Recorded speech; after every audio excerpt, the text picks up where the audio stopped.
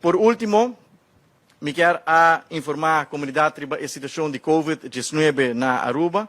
Se não segue a situação mundial, nós estamos vendo que tem vários países que estão confrontando reto de Covid-19. Na Aruba, tem rumor que tem mais de 1.000 casos ativos de Covid-19.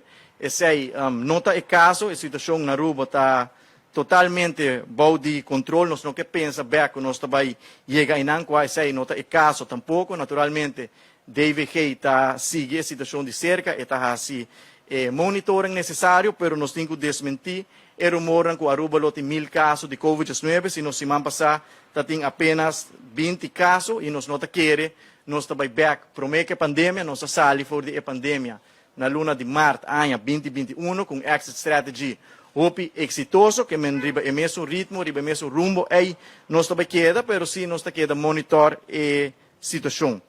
Para finalizar, me quero agradecer naturalmente ao Sr. Jacobs como diretor de AZV para querer den visão, querer den manejo e procurar para buscar o financiamento necessário para a compra de 2 ambulâncias aqui dentro da seguinte semana, luna nos dilante, nós também fazemos vários anúncios importantes para cuidado médico, den quadro de manejo e visão que nós estamos dando para fazer inversão necessária den cuidado médico para melhorar a qualidade de cuidado e serviço que nós estamos dando na nossa assegurada.